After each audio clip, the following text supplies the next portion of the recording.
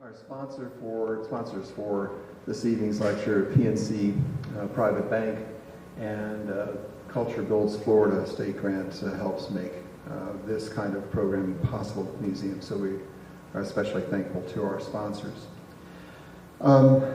Every lecture here, by the way, is webcast live. So if you happen to be out of town, all you have to do is go to the museum's website, click on the Join Us Live button, and download a little small computer routine, and you can see the same slides everybody who's here, physically here, sees, and hear the lecturer live, and even submit questions to the lecturer following his or her lecture. So no matter where you are in the world, you can join in one of these lectures live. So I think that's a great advantage of the technology available to us today, and I just wanted to remind you that's an option to you at any time.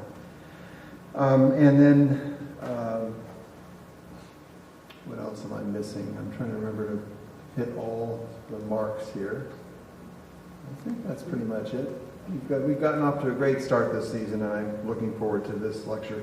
Michael D'Antonio is a Lipton biographer. He's done a number of biographies. In fact, we've got two of his at the back table that he's happy to sign for you if you would like to acquire some of his books. He's done another. In fact, he came first to the museum to do a lecture a couple of years ago on Milton Hershey. A nice biography on Milton Hershey, and a great read. And Michael has the most interesting life of any writer I can imagine. He does a lot of amazing work that takes him all over the world and keeps him on the road many days of the year. Is it okay for me to say you're a ghostwriter? Sure. Okay, he says I can say he's a ghostwriter. So I'm sure you've all read a book by Michael and probably never knew it. He's got quite a few. You probably have more books out under someone else's name than your own, don't you? Yeah. And he blogs and he writes for publications, and he's been around a while and does an amazing job with his writing. So please join me in welcoming Michael D'Antonio to talk about Thomas Lipton.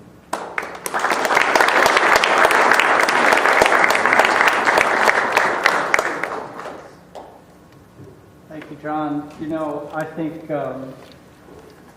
Mr. Flagler would come and look around this place and be awfully proud of what you've done with it. You know, I don't know that I've ever spoken in a room this grand, and I don't think my ideas do it justice, but I really appreciate being here a second time.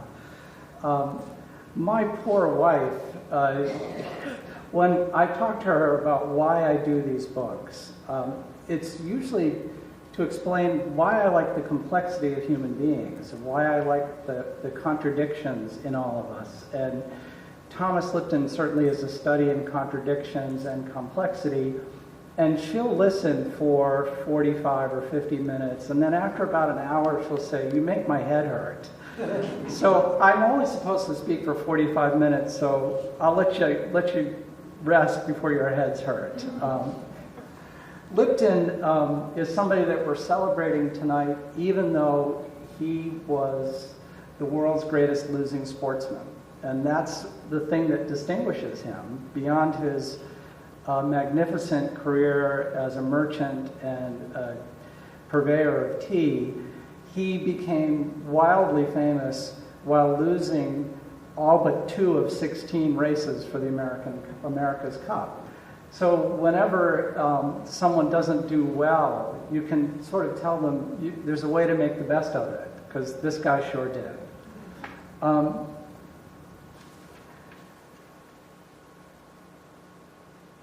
That's the book I wrote about Sir Thomas, and this is his motto. And as you read, it says, "Dr. Optimist is the finest chap in the names directory of any city or country. He and I have been lifelong friends and boon companions. Just try a course of his treatment. It will work wonders. And this doctor charges no fees." As a Scot, that last bit was very important to him. Now, this photo, which is quite hard to make out, is of a place called the Gorbals in Glasgow. And I post it there for the contrast, because this is where Thomas Lipton grew up. His family escaped the Irish potato famines of 1947, and sailed across the Irish Sea to settle in Glasgow, and his father found work in a box factory. At the time, Glasgow was becoming the machine shop of Great Britain. It was growing into one of the world's greatest industrial cities, but as often happens, the housing stock did not keep up with the pace of resettlement, and thousands of people poured in, mostly poor, looking for jobs in the factories, and they huddled into these tiny houses and jerry-built places. These narrow alleys were called wynds, and they were cut between four-story tenements made of local sandstone, all of which had been turned black by pollution.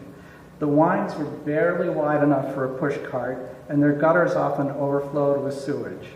Someone walking down one of these dark alleys could occasionally come upon a little courtyard called a close, which would be as cramped and as confining as the name suggests. Someone else did a better job of describing this than I could. It was Friedrich Engels, the communist. He went there and he wrote, "I did not believe until I visited the wynds of Glasgow that so large an amount of filth, crime, misery, and disease existed in any one spot in any civilized country." By the 1860s, when Thomas Annan photographed the slums, they were considered the worst in all of Great Britain. He said that conditions there were so bad that in the wynds of the Gorbals were concentrated everything wretched, dissolute, loathsome, and pestilential. Now, in a place like this, there would be terrible epidemics that would break out. A child born in this period had essentially a 2 in 5 chance of surviving to age 5. Tommy Lipton lost 2 of his siblings to either typhus or cholera. However, at the same time that it was this brutally difficult place to inhabit and punishingly poor, it was also a great shipping hub. It's on the River Clyde, and Clyde-built ships were famous the world over for their speed and sturdiness. And into this harbor sailed the world. Any child who grew up in the Gorbals would find his way to the docksides and really encounter exotic men, goods that they would never have seen otherwise, and hear fantastic stories.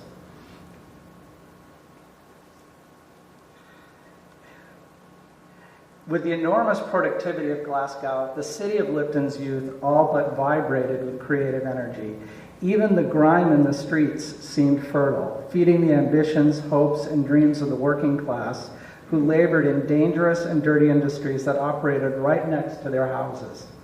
The most noxious were the foundries, like Dixon's Ironworks, where open-pit furnaces glowed so brightly at night that people called the place the Blazes. On drizzly days, there was so much smoke from these factories that everything was covered in a light black slippery film. On blue sky days, the smoke was carried by the prevailing winds, billowing over mills, factories, docks, and sprawling shipyards in an area called Clydeside. For the child who grew up amidst all of this, and this is one of the bridges crossing the Clyde, would have to be a very tough young kid.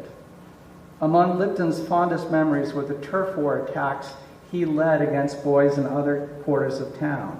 In fact, he headed a small gang that was called the Crown Street Clan. He often had escapades that ended with him being chased by a local peeler. That was the Glaswegian word for beat cop. Most of the time, he was too fast to be apprehended. But he was caught once when he ran through a close, past a cowshed, scrambled up a mound, hoping to then slip over the top of a wall. The mound turned out to be a pile of what Lipton called glower. You can imagine what that is, given the cowshed. It was Scottish word for slimy mud. And he sank to his armpits. The peeler, deciding the boy had been punished enough, walked away laughing. Heart-pounding flights from the police lent an air of excitement to this boy's life, but the moment that defined him as a young man came in a fistfight he had with a neighborhood bully named Willie Ross. He would recall this vividly 70 years later. The son of a butcher, Willie was, in Lipton's account, an ox-strong lout who demanded protection payment in the form of marbles. They called them ghouls from smaller boys. When Tommy squared off with Willie, cries of a fight, drew boys from all around. The two combatants stripped to the waist as rules were set and seconds were selected. While some boys egged Tommy on, insisting he could end Willie's reign of terror, others urged him to withdraw. "Willie will kill you," they said bluntly. As the slugging began, Tommy gamely stood his ground as Willie landed blow after blow. By the 6th round, Tommy was so bloodied that his friends stopped the fight. But as he would remember it, the unbound loser gained far more in terms of respect and admiration than he lost. "My stock soared high among all the boys of the district," recalled Lipton. The lesson he learned was about the value of reputation that would last a lifetime.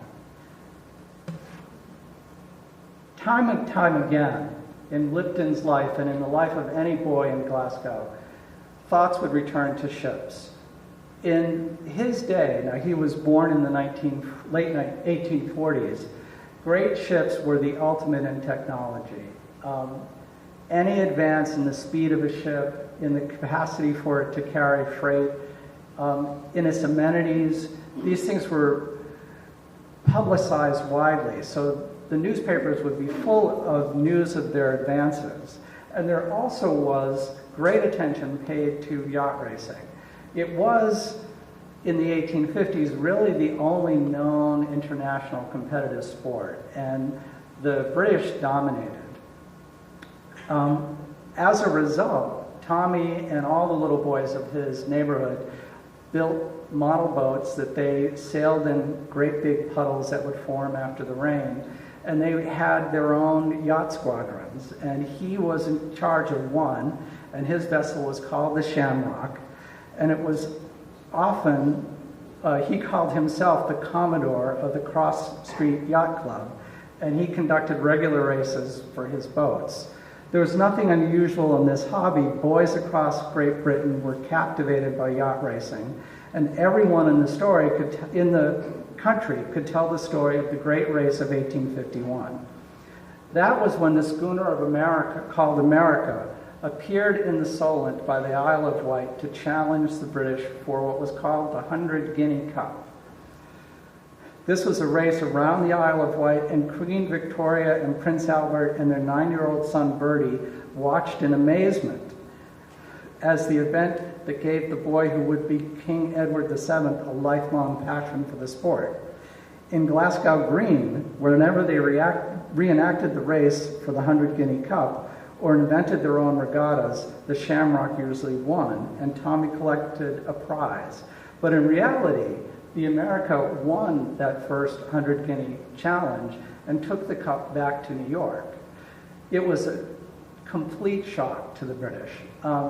They were so impressed by this boat and so amazed by its success that they inspected it for hidden motors. They were certain it couldn't possibly have beaten their vessels.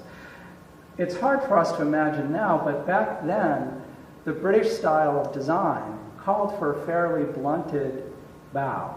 So unlike this sleek bow on this sailing cargo ship, these racing yachts actually had a kind of tapered but gently tapered bow, and the America had a knife edge bow, and it was designed after a lot of the working boats in the Chesapeake Bay that were very, very fast.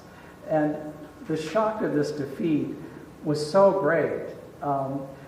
There's an apocryphal story that has Queen Victoria being given the news that the America had won the cup.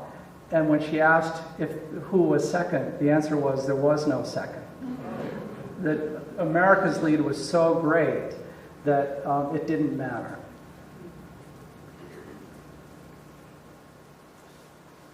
So in this environment, Tommy grew to be a pretty strapping adolescent.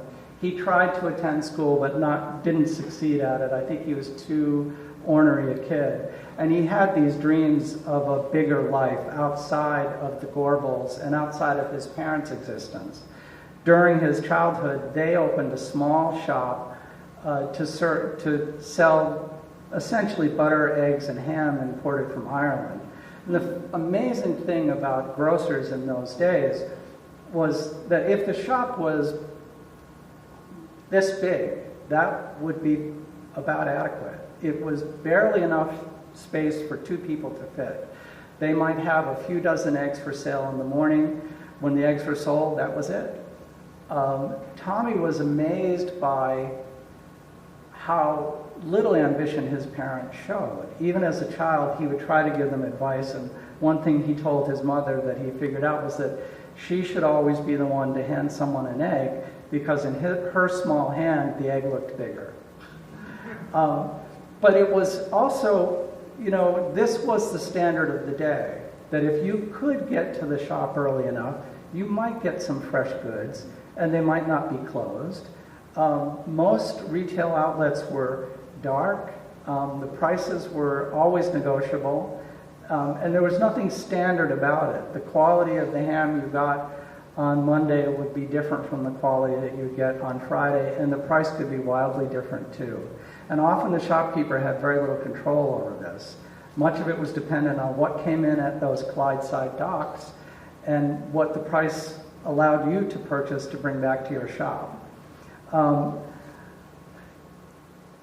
Tommy was not going to accept this as his future. By the time he was a teenager, the Civil War had ended in America, and something called Amerimania had swept over Scotland. Thousands and thousands of Scots joined thousands and thousands of Irishmen to cross the Atlantic and try and make a start in America. The Scots were particularly successful. This is something that always amazes me. Statistically, they rose higher and faster in business than almost any group of the 19th century. In New York, they dominated the dry goods business. They were also very big in publishing, and typesetters would often be Scotsmen. They had such a powerful work ethic, and they were known for it, that they easily found work in America. So what Tommy did was he first got himself a job on an Irish sea steamer that would sail from Glasgow to Belfast and occasionally Glasgow to Dublin. And he saved every coin that he made. They fed him on ship. He lived with his parents, and he kept piling up the guineas until he had enough for passage to America. Many, many Scottish boys left without telling their parents where they were going because they didn't want to give in to or have that terrible conversation where their mother or father would beg them to stay. Every single one said, "I'm going to come back, don't you worry." Hardly any of them ever did. So he gave great thought to whether he was going to tell his parents that this was his plan, and he loved his mother so much that he did. She, ironically, was not the one who begged him to stay, it was his father. She thought that his ambition was a good thing. His dad was afraid of his ambition and thought that he was pushing too far, too fast, and there was enough in Glasgow for him, and there certainly was not. Every boy in Scotland dreamed of exotic places called New York, Chicago, and Philadelphia. They all wondered what it would be like to see a prairie or a cotton field, and they were very keen to go. So shortly after the Civil War, Lipton did go. And what he discovered in America, actually I put this in here because this is the man he imagined himself to be. Even as a boy, he thought of himself as a grand man of the sea, astride the world, and he was, more than any person I've ever written about, a self-imagined and self-made man. When he got to New York, this is essentially what he found. But I would like you to know a bit about his voyage to America in the mid-1860s.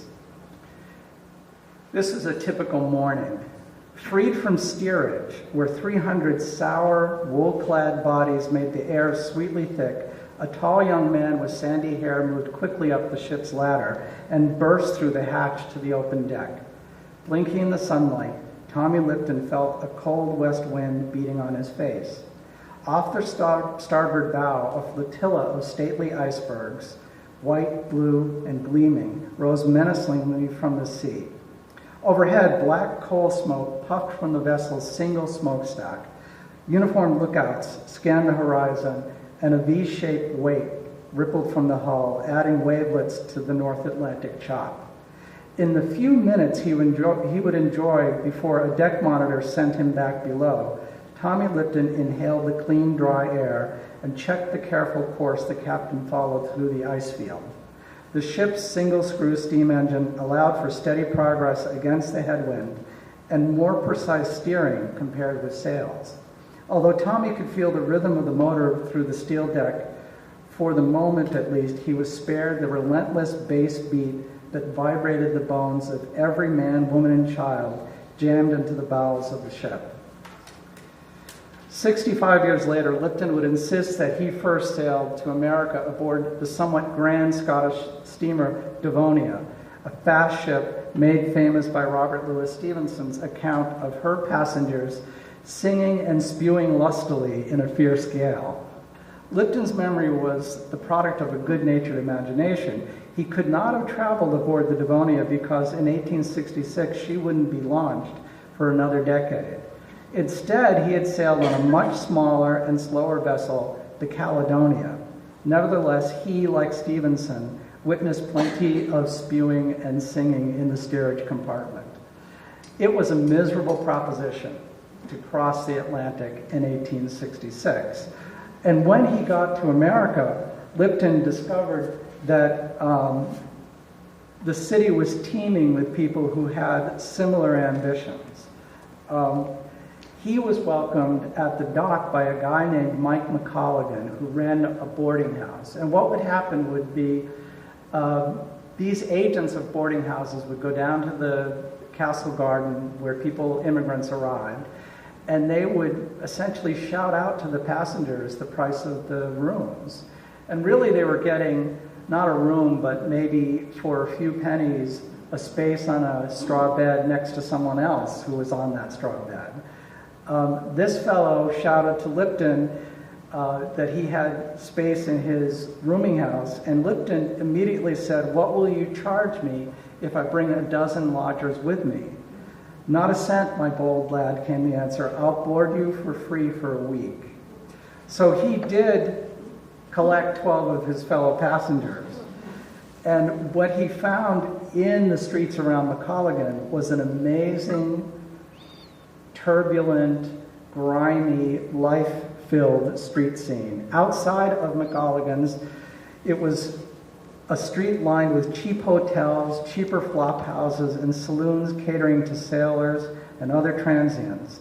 Poles hung with dozens of telegraph wires marched down the avenues and across the streets, casting shadows and cross-hatching the sky. This was the time before we had consolidated telegraph companies. So every telegraph company had its own wire. So each street might have 30 or 40 wires going down the street connected to a few buildings. The air smelled of rotting garbage, horse manure, and the acrid smoke from the tall chimneys of a big soap factory that occupied several buildings a block away. More than 20,000 people in this part of the city lived in subterranean apartments, and public health experts called it New York the Unclean. The blocks had nicknames like Rag Pickers Row and Dog Alley. The rich visited this area, this is 5 Points in New York, as tourists with police escorts. It was considered the fashionable thing to do, which would be go look at this wretched place, which to Lipton was not so different from the Gorbals in Glasgow. The neighborhood was a quarter-mile east of 5 Points, and the gangs called Dead Rabbits and Bowery Boys fought pitched battles, and professional pickpockets worked the sidewalks. Irish-born prostitutes, called lofters by police, loitered in cigar shops, gambling rooms, and gin mills packed with immigrants, and freed slaves. This is something that astounded Lipton, that he saw thousands of free slaves in New York. Nowhere could a young man find more ways to get into trouble or lose his money. If he wasn't taken in a rigged game of cards, he might fall victim to panel thieves who hid behind false walls and then emerged to empty a fellow's pockets when he was distracted. So when he arrived here, it was obvious to him that this was a very difficult moment to find work, and he took off across America. If any of you have seen the recent movie Lincoln, he rides through Petersburg after a terrible battle, and you see bodies everywhere. Lipton took a vessel, a steamship, down to Petersburg where he disembarked, and he saw not bodies but thousands of graves on the hillsides, and he was dumbstruck by this sight. He also found work at a tobacco plantation where he took the job of a freed slave. From there, he went south and worked in rice plantations. He was a mule driver for a trolley company in New Orleans, and eventually made his way back to New York City. Now, this is all at the age of 17 and 18. When he finally got back to New York, he applied again to the employer that every Scot applied to, and it was a merchant named A.T. Stewart. Stewart ran the biggest department store chain in the world. New York had its headquarters in what was called the Iron Palace. It was an iron-faced building, 5 stories tall, all painted white, and it was really the first modern department store in America. Macy's was just beginning at the time. You might know the familiar Macy's star symbol. That star was a tattoo that Macy had on his arm when he started the store. So all of these great institutions have very personal stories behind them. Stewart the Scot was the first merchant to really believe that the shopping experience should be pleasurable. His thought was that you should come into the store, have all the assistance you possibly want, but never be bothered. He had a woman playing piano during every open hour that the store was operating. He had hundreds of clerks available for you to help if you wanted. And people were invited to sit at counters. Women would sample perfume. Mary Todd Lincoln famously spent $25,000 in a single day there. So Stewart knew what he was doing when it came to merchandising. And I think it shocked Tommy. You know, he saw all these beautiful goods laid out, and they were priced. There was a single price, and no one talked about what the price was, and it was the same price every day. He saw how much pleasure women took, especially, in showing up to shop, and it would be a social experience. And then he thought back to his mother and father's small store and realized there was something different coming, and he might be part of it. Everything about the retail business appealed to Lipton, and he studied the store's operation closely. Obviously, he got his job there. The managers there recognized his interest and abilities and gave him one promotion after another. As he moved around, he had a chance to see how cash and inventory were handled, how employees were managed. In the upper floors, he saw that there were clerks dealing with a vast network of people who bought and sold goods with him. And he was really gobsmacked by the success of it all. Among the other retailers, Macy's stood out. A failed land speculator and gold prospector, Macy was friends with P.T. Barnum and used a lot of aggressive advertising and fancy displays, including holiday-themed tableau and an in-store Santa Claus. At this time, this was the first in-store Santa Claus in history. The red star, which became the store's trademark, was copied from a tattoo he received when he was a young man working on whaling ships. He was also the first to routinely knock a penny or two off the price of every item. So he would charge $1.98 instead of $2. This was brilliant. You know, these were advances no one had imagined before. So Lipton, going to work at Stewart's, observing Macy's, he occasionally indulged in the pastimes that were available in New York City. He went to a rodeo and cattle show that was in Central Park, and he was there at the time when one of the bulls escaped, and the police shot it 21 times to keep it from running loose in Manhattan. But he was really studying the American way of business. And he kept telling himself that if he could make 18 pounds by selling a few items and make hundreds of pounds by selling thousands, it was preferable to sell thousands. When he had enough money, the equivalent of 5,000 American dollars, he went home. He was one of the few Scottish boys to actually go home. And he tried to convince his parents to adopt the American style of merchandising. They couldn't imagine what he was talking about. He went so far as to go to a shop, and it was a carriage shop, and he ordered a van, a horse-drawn van, bright green with the word Lipton on it, bought a horse, had it all hooked up, and had a man drive it over to his father's shop and park it out front. And his father came out bellowing, "What's the meaning of this?" And the man who delivered it said, "Your fine son created this for you and bought it for you," and he insisted that it be taken back. His father could just not imagine the growth and ambition and risk-taking that his son had in mind. So Thomas started his own store. And it was the first, what you might call modern convenience store, modern grocery store in British history. It was a smashing success. He filled it with the best goods that he could find. The price was consistent.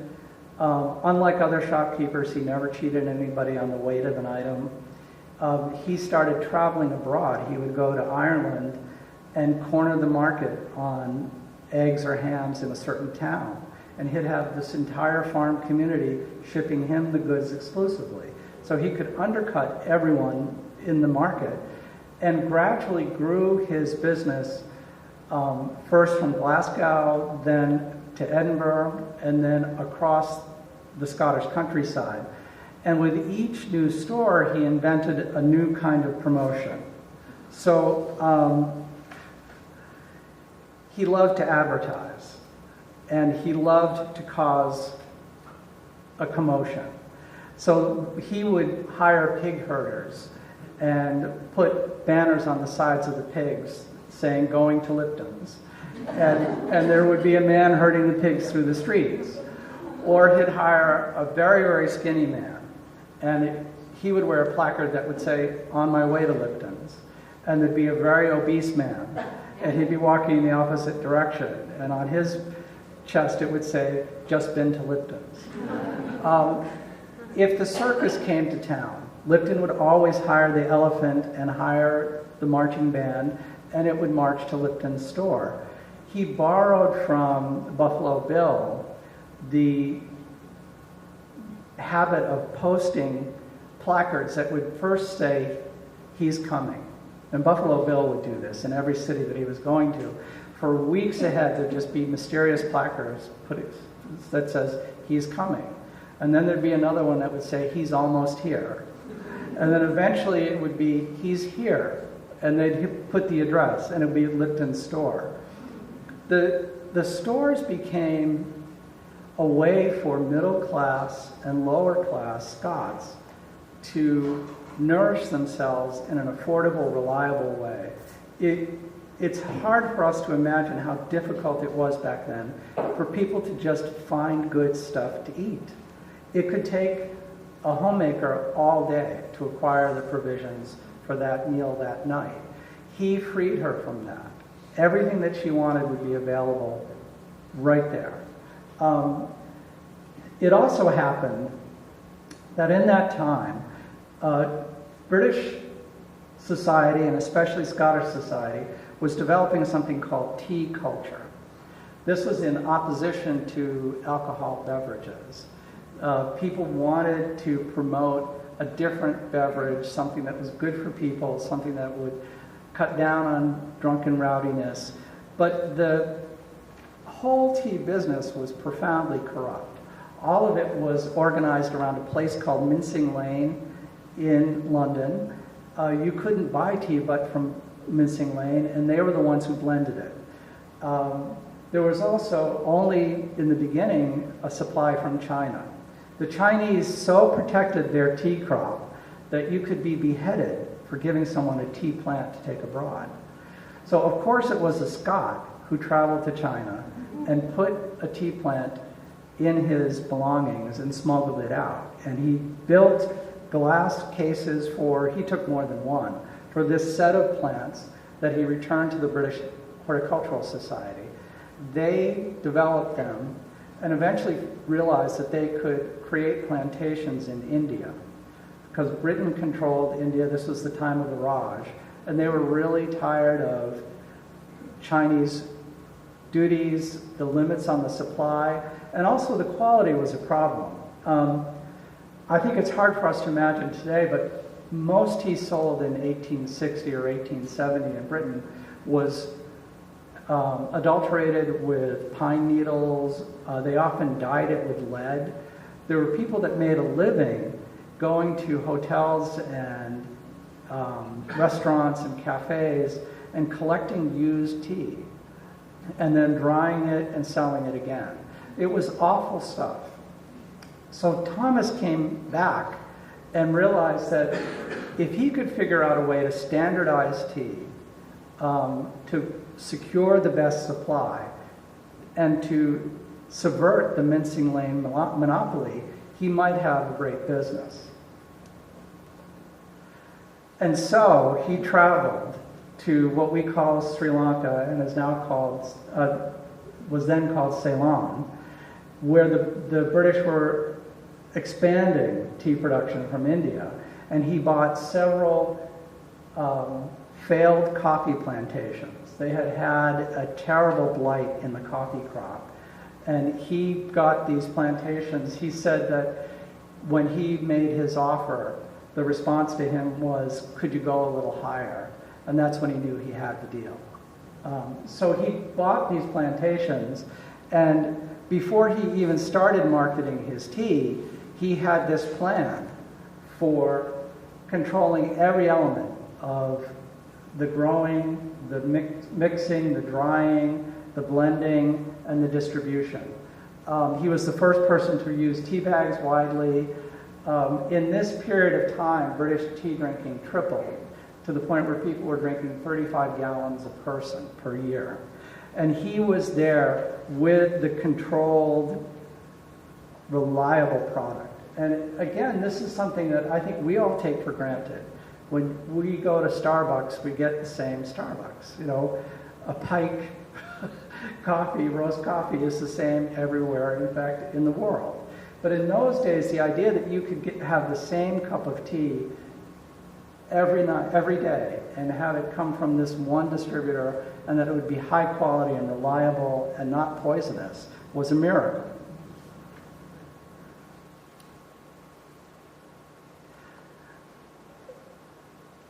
Lipton also had the luck to be in Glasgow when the Glasgow International Exhibition was held in 1888. This was like the Columbian Exposition in America of 1893, a major turning point in British culture. All of the great technology of the days were displayed, and he got a special place in the exposition where he was the first, really in the first position that people saw after they went through the gates. And he served both milk products and tea, but he also had what he called a giant jumbo cheese. This was another one of his promotions. The phrase, the big cheese, actually comes from the 19th century when massive round cheeses were considered trophies. Presidents would have massive cheeses. Jefferson had one that was 1,200 pounds. Another early president had one that was 1,400 pounds, and there would be complaints about, yellow cheese being ground into the carpets of the White House. Lipton would get cheeses that weighed tons. And at Christmas time, he would display them in his store windows, and there'd be gold coins hidden inside the cheese. And people would line up literally by the hundreds to buy a pound of cheese and see if they got a gold sovereign in their piece of cheese. It was a Christmas tradition. When the police in Edinburgh said, you know, it's against the law to give people money in cheese, he said that it was a game and that everyone was required to give the money back. And of course, no one did. And at the exhibition, he jumped up on the cheese himself on opening day, and he had a silver hatchet, and he hacked off the pounds of cheese for people. This combination of showmanship and mercantile genius was really unique in the world. You know, I wanted to tell you, during this time, Lipton also expanded into America. He didn't bring tea right away, and he didn't bring his shops. He used America, again, as a place of supply. So he established rice plantations, fruit farms, packing houses in Chicago. And there's a wonderful, you know, this is another great thing. We've all heard of the packing houses and the great stockyards of Chicago. Those were also tourist attractions in the way that Five Points was. And Lipton visited and was shocked by what he saw, because there would be thousands of animals processed an hour in this environment. And it was the first time people had seen mechanized slaughter, and it was revolting but riveting at the same time. Sarah Bernhardt, the great actress, visited a few months after Lipton, and in her memoir, she recalled the almost human cries of the pigs being slaughtered, and I love this phrase, the sanguinary mist in the air where they were skinned. Bernhardt also wrote that hours after her tour, she still struggled to get the sight, sound, and smell of the place out of her mind. She wound up fainting during her performance that night. You know, I guess it would be enough to make anyone a vegetarian, at least for a few weeks. No cloud of blood or cries of agony would disturb Thomas J. Lipton as he visited the South Side. Having toured many smaller slaughterhouses and packing plants and operated his own, Lipton was a connoisseur of butchery, and he was captivated by what he saw. Day after day, he wandered the sprawling complex, and he asked so many questions that he was certain the employees must have thought I was the most keenly interested stranger they had ever seen on the premises. I was. Eventually, Lipton introduced himself to higher levels officials, including one of the partners in a mid-sized firm called Kingan and Company. The man happened to be from Belfast, Northern Ireland, and knew about Lipton's business.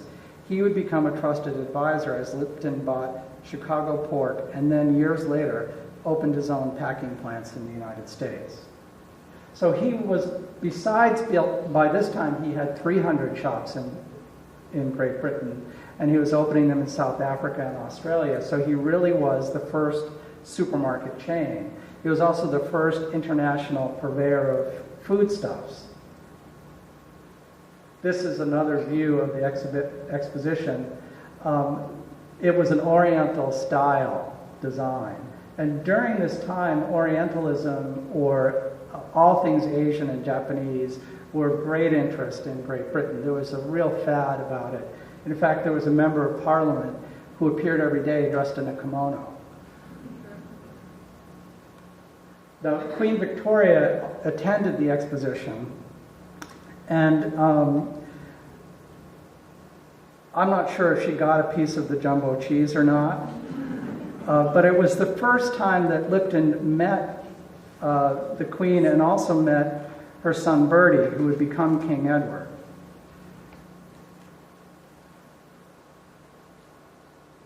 And 10 years later, she celebrated her Diamond Jubilee. And it was in this moment that Lipton literally burst upon the scene in Great Britain as far as society was concerned. What happened was that the Queen's daughter-in-law, Alexandra, who was the Diana of her time, announced that for the Jubilee, she intended to feed every needy British subject a fancy meal. So this, in her estimation, would involve hundreds of thousands of meals, all to be served on the same day. And it would include a roast beef dinner, a beautiful dessert, tea, bread, coffee, whatever they could imagine would be a banquet. And Bertie, her husband, failed to help her raise the money. So what happened is, as the celebration approached, the press got word that some secret benefactor had donated all of the money required to feed all of these people. Now, it turned out that Sir Thomas was the man put in charge of providing the meal. He had extensive kitchens and preparation facilities in London. Come to think of it, I guess he benefited from this because they bought all the provisions from him. And a week or two after the celebration, the same source that leaked that someone had come through with the donation leaked the news that it was Sir Thomas. So he had saved the day for Alexandra, and in the process he had become Edward's good friend. She rewarded him with a diamond stick pin, and eventually the Queen knighted him. Now, at this time, we get to the America's Cup, because in 1899, the British and the Americans have had a standoff for many years over this terrible character, the Earl of Dunraven. Now, the Earl of Dunraven had come to try to claim the cup back. After the America won it in 1851, it had never been won by the British again. Well, the problem was that every yacht that came across to compete for the cup had to sail on its own sail, which meant that it had to be built to survive an Atlantic crossing. But in America, it meant a defending yacht that was light and sleek and really was built to survive one series of races. They had to go through trials, so obviously these vessels sailed more than that. But really the idea was to build precisely to the conditions that the race course offered. And no vessel that crossed the Atlantic would be light enough and sleek enough to win under those conditions. So year after year, the British lost, and this was the great sporting event of the time.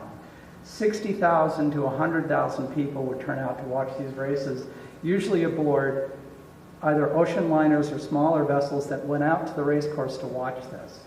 It was the great test of international sport, and Dunraven, in his last race, accused the Americans of cheating.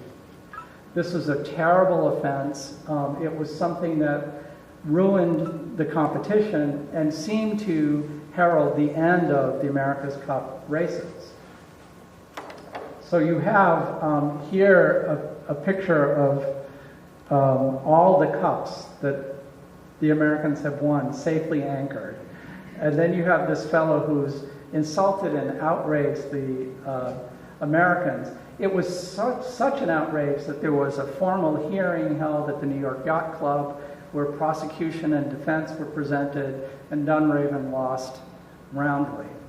It's hard for us today to imagine, but America's Cup coverage in the newspaper would be continuous. Almost every day had some item about this competition. It was partly a matter of national pride and supremacy. If you designed the yacht with the greatest hull, with the best rigging, with the best sails, and had the best sailors, it said something about your nation's strength.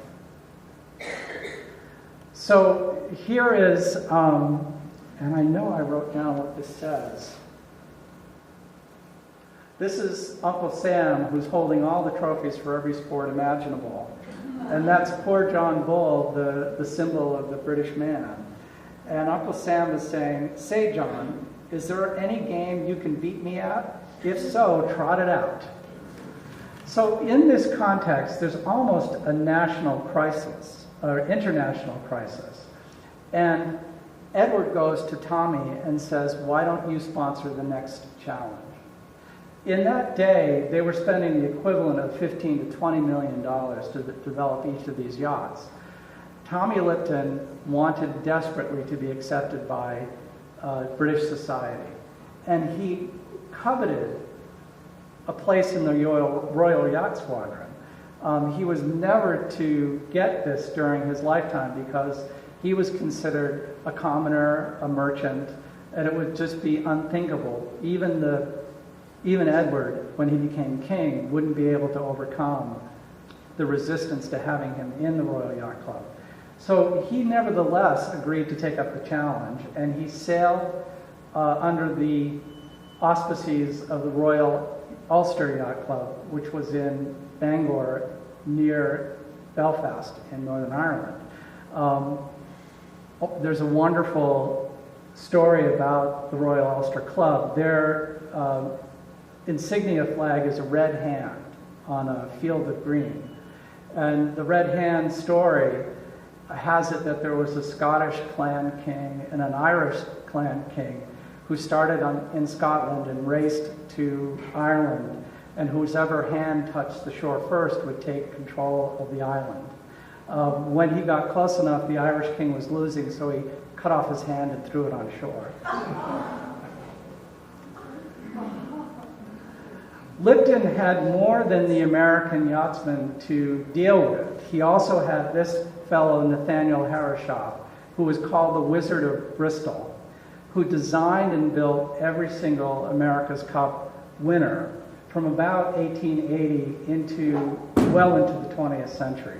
Hershey was an absolute genius of design and construction. He had he was a very eccentric fellow. He kept his beard this way because he didn't want to take the time to shave. And at dinner, everyone ate in silence because he didn't want to be disturbed. He was always working on engineering problems. His house was built with no door to the street because he didn't want anybody to visit. And if you came to order a yacht from him, you got the yacht that he designed. Your first request for a change would be met by an explanation of why the change couldn't be made. Your second request would be met by a cancellation of your order.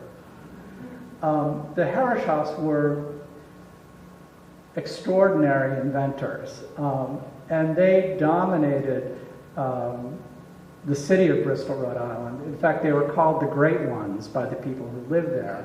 But not everything they did was great. The one motorcycle that they built, they forgot to put brakes on. So one of the Herreshoff brothers started it on the top of the hill and stopped it in the water at the bottom of the hill. But he was an absolute genius. Coincidentally, at the very time that Lipton decided to take up the challenge, America was prevailing in the Spanish-American War. Dewey's victory, which was overwhelming, literally stunned the world. And the combination of Dewey's return to America to be welcomed as a hero and the 1899 America's Cup race, which was to be held that fall, made the period in August and September in New York an astoundingly exciting and busy time. This arch, this was the famous Dewey Arch, was built of a temporary kind of plaster of Paris structure of material, and was intended to be there only for the period that he was there to be paraded through. The greatest naval parade in the history of the world occurred when Dewey returned. But for Lipton, the most remarkable thing was that he traveled to America at the same time. And a smart marketer that he was, he happened to take his yacht, Aaron, to the coast and drop anchor near Sandy Hook where the race course was, so that when Dewey's flagship approached out of the mist early one day, he was present to greet them. So Lipton was the first person to greet Dewey when he arrived back in America, and Dewey was a very shy fellow. So he was delighted The Erin is at the bottom, and Morgan's yacht, the Corsair, is at the top. There's Thomas Dewey, and there's his flagship. He was so delighted to see Lipton because Lipton could be a shield from all the photographers and the press reporters. Lipton was this tall, handsome, gregarious fellow. Dewey was comparatively shy and exhausted. So at every event that Dewey appeared, Lipton was at his side. And the Erin was asked to lead the parade. So he became, besides Dewey, the celebrity of the moment.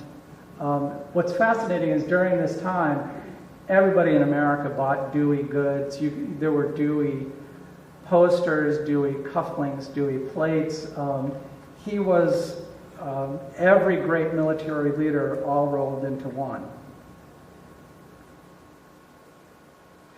In this dawning of the age of mass media and photography, the wealthy, accomplished Lipton was a natural subject for writers and photographers.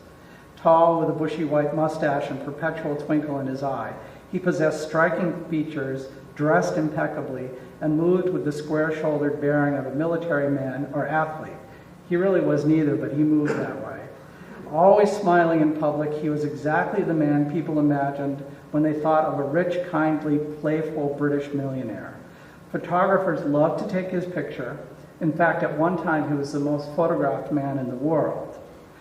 And he often was seen with his friends Tom Dewar, the whiskey millionaire, and Harry Lauder, the great comedian. They were his good friends. Dewar often tested Lipton's fame by dropping a postcard bearing a caricature of Lipton's face and the letters USA into a mailbox. The card was always delivered to Thomas Lipton at his hotel, wherever that was. So this guy, it was fascinating. Thousands of people were fascinated by his life. If he was in a hotel, the lobby of the hotel would be crowded with eligible young women. Men loved to be around him. There were Broadway plays written about him. As he traveled, he would always have in his pocket little souvenirs to give people. When he became a yachtsman, it was a little flag that was his shamrock symbol for his vessel. So this was the great banquet held, actually I think this one was in Milwaukee. It was one of hundreds held to celebrate Sir Thomas as he traveled after the race. By the looks of this celebration, you would think that he had won. He had actually lost 3-0. The thing about Lipton was that he was more interested in getting his name in the paper, in making people happy, in selling tea and cheese and whatever else he had to sell, and in having a good time. And he taught Americans that that was one way to spend your fortune, was to promote goodwill, to bring people together, and to be a good sport. So I'm not sure he even came to America believing that he could win. He tried his best, but he understood the rules were against him, and he just loved to be in the game. So this was a celebration for Lipton the loser.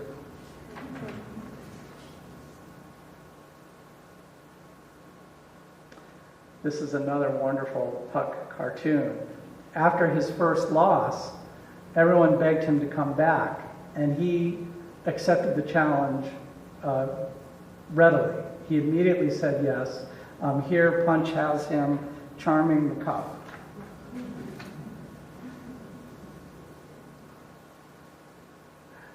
This just gives you some sense of sort of like baseball cards. There were trading cards for great yachtsmen. And this is Harry Lauder, Lipton's good friend. And you may all know the Harry Lauder's walking stick plants.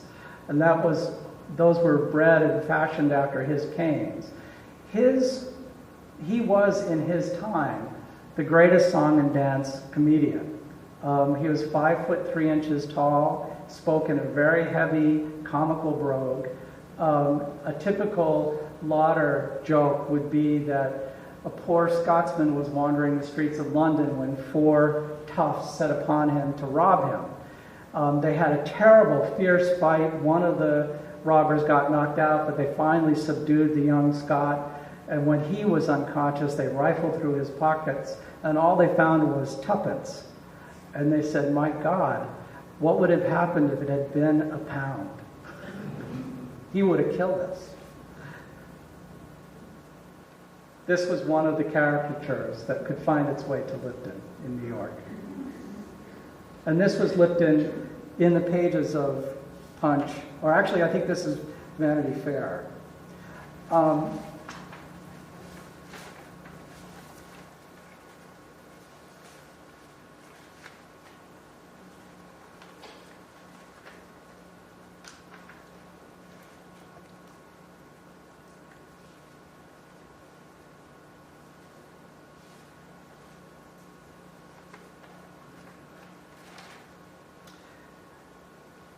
When Lipton came back for his second race, which he also would lose 3-0, people greeted him nevertheless at the docks, shouting, "We like you, Sir Thomas," and he replied, "I'm glad to hear it, by Jove. I think I'll be rather sorry if I ever take that cup at all."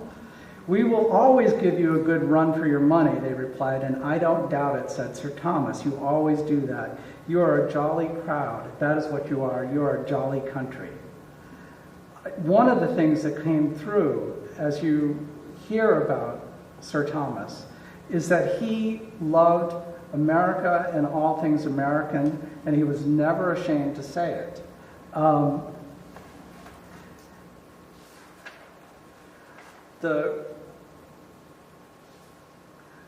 In the development of Shamrock 2, and this was again a testament to the technology of the time, they developed the first wave pools where they tested the hulls of various designs so that Lipton could get the sleekest yacht. The launching of this Shamrock was such a spectacle that there were newspapermen who would row boats up to the shipyard to see if they could spy on the design. They would be caught, arrested, and sometimes prosecuted. And Lipton was the subject of so much publicity in the British press that eventually they had to start making fun of him.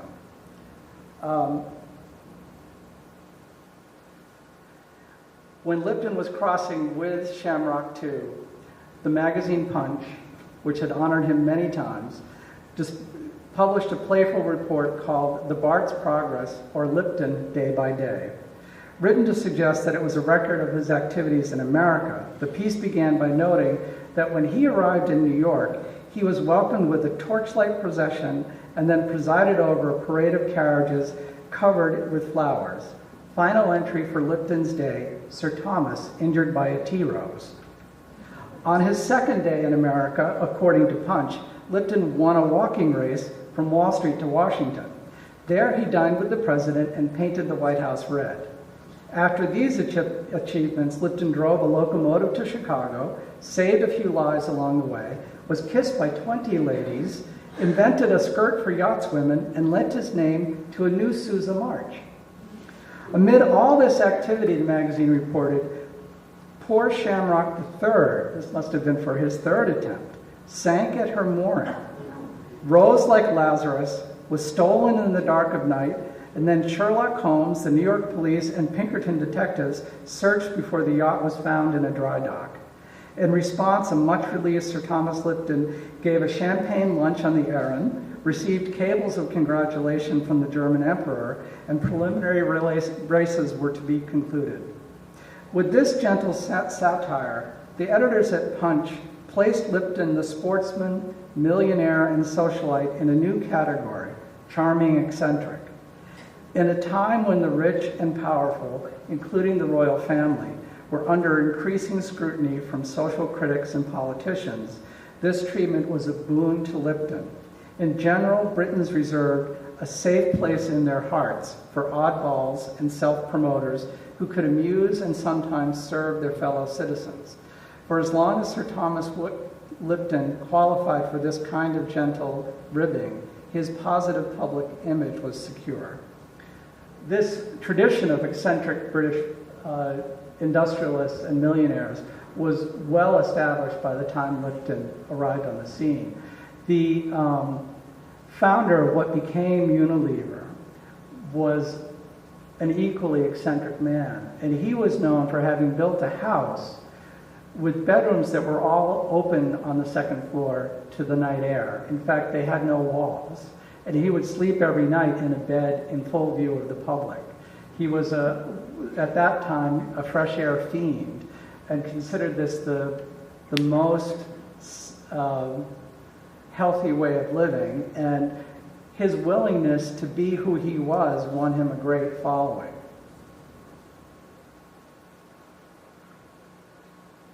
This is another punch treatment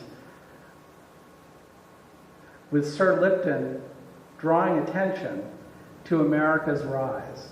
With the success of America in the Spanish-American War and her repeated victories in the America's Cup race, the British actually began to feel that they were being eclipsed on the world stage. Things like steel production in America surpassed both Germany and Great Britain combined at the turn of the century.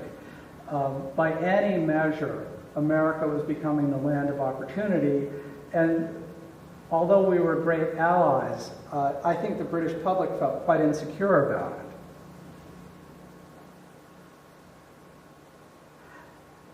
Lipton, of course, ran and lost, and yet found himself beloved in the press.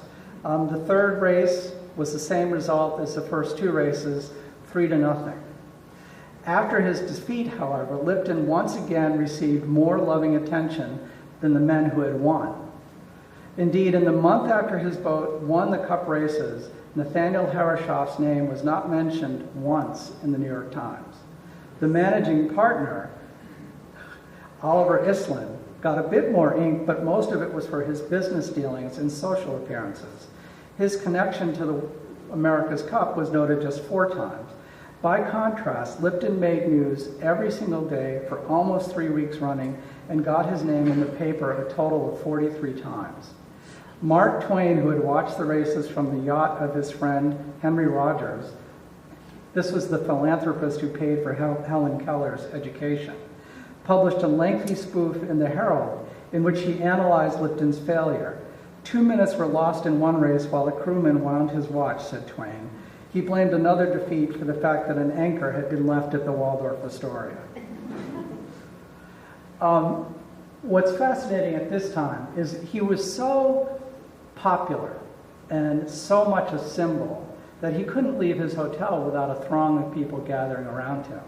And after this terrible loss, he took a tour of New York City, and he made it as far as a New York aquarium in Battery Park.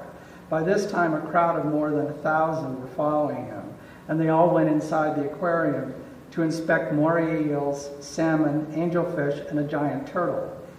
He and the pressing crowd spent extra time at the new manatee exhibit. How they got a manatee to New York City and it surviving into an aquarium is amazing to me. But there, the whiskers on the creature fairly resembled the drooping mustache of the man outside. From the aquarium, it was on to a Manhattan firehouse, where Lipton admired the equipment and visited the upstairs dormitory. The brass pole, which firefighters used to slide down to the ground floor, caught his attention, and one of the men quickly demonstrated. "That looks easy," said Lipton. "Try it," responded his tour guide. Lipton accepted the challenge and managed to glide down after the captain and was applauded on the ground floor. The thing about this fellow was his accessibility. So there would be dozens of reporters and photographers with him, and if challenged, he would slide down the pole. He also made his yachts available for any person in New York City who wanted to tour them. So after the America's Cup, the Shamrock 1 through 5 would be on display, and any man, woman, or child who wanted to walk aboard was welcomed. The Americans, Nathaniel Herreshoff and his sponsors, never let anyone aboard their vessels. They considered them sort of state secrets. And eventually, their coldness, in contrast with Lipton's warmth, won over the American people for Lipton entirely. There's more of the publicity accorded to him. What's remarkable about this is the guy who never wins.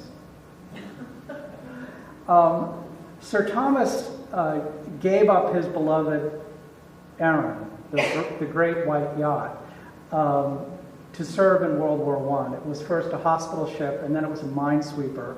And he lost her in the Mediterranean. And it was a terrible thing for him to lose his favorite yacht and his beloved ship. But it only made people admire him more. He accomplished many other things, too. He managed to free an Irish member of Parliament from Northern Ireland who had actually fought against the British side in the Boer War. And no one knew why or how this happened because he was freed on New Year's Day after serving 1 year of a life sentence for treason. And what had happened was that the Irishman's wife had gone to Thomas Lipton and appealed to him, and he had gone to the king, and the king, his friend, had freed the Irishman. Lipton did a lot of things behind the scenes in this way, using his notoriety and power. He also, as he aged, became quite concerned about his own health. So one of the things that he did was he had a daily physical checkup. He eventually ate pretty much only rice and milk. He was a very eccentric, very unusual individual, but always beloved. And the last time he mounted a challenge, he had been urged to do so as the Great Depression descended on the world. So this was 1930. And he brought Shamrock 5 to America. He was by now over 80 years old. Will Rogers, who had a daily radio show and a newspaper column and was perhaps the most beloved entertainer in America at the time, begged the Americans to throw the race. And there were thousands of people across the country who wanted them to do the same. Will Rogers was very disappointed after Shamrock V was whipped in the third race. By this time, the races had gone to a best out of 7. So with the fourth race, Lipton would have been defeated for the 5th time. The great humorist used his nationally syndicated column to beg the American side to let Lipton win. If Vanderbilt wants to make himself America's latest hero, wrote Rogers, he will break a rudder or hit an iceberg with that boat of his and let that old man win. Then we'll start a Vanderbilt for President Club. Vanderbilt didn't want to be America's hero, and he didn't want to be president. All he wanted was to win. He reached his goal with the very next race. The outcome was very clear shortly after the halfway point as Enterprise built a lead of more than 5 minutes. Lipton, who was clearly worn out by the challenge, recognized the defeat, bowed his head, and admitted, "I will not challenge again. It's no use. I cannot win." After 3 decades of effort and defeat, he was through. But minutes later, Sir Thomas managed to smile, and he congratulated the winners. He knew that many people were disappointed by the outcome of the races. New Yorkers could be described in the press as despondent, and the feeling was shared beyond the city limits. Speaking for many, a woman named Elsie Brown in South Orange, New Jersey, wrote that she was quite as heartbroken as Sir Thomas, but as much as he appreciated these feelings, said Lipton, you cannot blame them for doing their very best to win. And in fact, Lipton was right. The men of the Enterprise were supposed to try their best, and their victory was fair and square. Still, many people weren't happy with the end of the story. They wanted a different ending. They were offered one by Will Rogers. Writing again in his daily column, he called on his readers to donate to a fund to buy a loving cup for Lipton the loser. Make it bigger than the one he would have gotten if he had won. Rogers then volunteered Mayor Jimmy Walker to accept the donations and present the prize. He also suggested the inscription, to possibly the world's worst yacht builder, but absolutely the world's most cheerful loser. You have been a benefit to mankind, Sir Thomas. You have made losing worthwhile. Now, across America, people sent money in. They sent coins, they sent bills, they sent checks. An association of miners in Utah offered 50 pounds of silver for the cup. A former presidential candidate named James Cox, who Lipton had pushed off the front page, sent $5 to the pastor of New York's Church of St. John the Evangelist and called for a cup so big that Thomas Lipton will not be able to lift it. Not to be outdone, John Voorhees, the 101-year-old Grand Sachem of Tammany Hall, offered the kind gesture one might expect from an organization that seemed to operate under its own special rules. Wouldn't it be a good thing if we gave him the real cup instead? Said Voorhees. As he saw it, Lipton had earned it through his many challenges and graceful responses to defeat. Making the America's Cup a gift to him would spare New Yorkers the expense of defending it and reward the man's valor. Besides, added Voorhees, wouldn't it be a shame if someone else came along and actually did win it? The idea of giving Lipton the actual America's Cup as a reward for never winning never attracted much support, but the outpouring of kindness revived his optimism. As he prepared to go home, he started to talk about making a sixth challenge. In a letter to Mayor Walker, he said he hoped to make another try, and he promised to return within weeks to accept the loser's cup, which was already being fashioned by Tiffany's.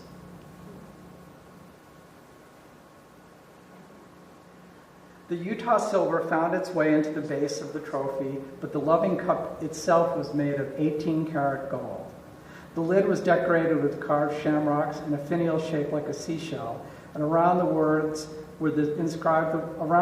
were inscribed the words, "In the name of hundreds of thousands of Americans and well-wishers of Sir Thomas Johnston Lipton." Below the inscription, Tiffany had decorated the face of the trophy with an image of the actual America's Cup. So Lipton came to America to receive this loser's cup. He was greeted at the docks with a marching band. They marched him all the way to City Hall, and the broadcast of this event was one of the first coast-to-coast live radio broadcasts. A showman and a microphone hog, Mayor Walker recalled Lipton's valiant defeats, the suggestion made by Will Rogers, who could not attend, and his belief that the cup represented the finest enthusiastic outburst of affection, admiration, and esteem that any man has ever received from any people. The greatest sportsman of our time and the greatest loser throughout the history of mankind. So Lipton's hyped even as a loser. So when Lipton finally was given this cup, he stood and tried to speak. "Although I have lost," he said with his voice trembling, "you make me feel as if I had won." After a few more words, the great Lipton, a nickname he gave himself, turned to Walker, signaled his distress, and sat down. Walker went right to the microphone. "I'm not surprised that Sir Thomas finds it hard to speak. I sometimes do myself, though for other reasons." Walker was the best client any of the speakeasies in New York ever knew. And he would, soon after this, be driven out of the country for corruption. A famous Seabury Commission investigated Walker. He fled to Paris with a showgirl named Betty Compton, and he wouldn't come back until after World War II. There's the beautiful cup that's on display here today. Sir Thomas went home and died shortly after receiving this cup. In his last days, he was informed that he had been admitted to the Royal Yacht Squadron. He was buried in Glasgow after what really could only be called a state funeral. And all of his fortune went to charity. He funded the development of recreation facilities throughout Glasgow. He endowed them in perpetuity and gave the rest of his fortune to the care of retired nurses. As much as any man, Thomas Lipton had lived the story of the Gilded Age. The truth of this could be seen in the crowd of nobles, wealthy men, and political leaders who filled the cathedral for his memorial service, and in the throngs that waited in the rain for his cortege to pass on the way to the cemetery. A week earlier, Glasgow had been rocked by violence as unemployed workers marched to call attention to their plight. When police tried to break up the protests, a riot broke out. Cobblestones and beer bottles flew as officers with batons tried to make arrests. At the height of the battle, people threw old furniture and flower pots down from windows, and heads were bloodied by sticks and bottles. More violence waited in the future for Glasgow as the Great Depression brought even more hardship. But when Sir Thomas died, the anger and resentment were set aside as people from every walk of life paid their respects. On Crown Street, poor and working class men and women filled the sidewalk and stared from every window in a show of respect. They saw, as the hearse rolled by, the passing of an era and a man. Lipton's death marked the end of a time when getting rich and living with sunny extravagance made a man into a romantic hero worthy of fame and public adoration. Hard years of economic retrenchment, resentment, and recrimination were at hand. Sir Thomas would face none of it. Often blessed with good timing and good luck, except when challenging for the America's Cup, Lipton departed before the worst arrived. In his death, the great optimist had been rewarded once again. Thank you.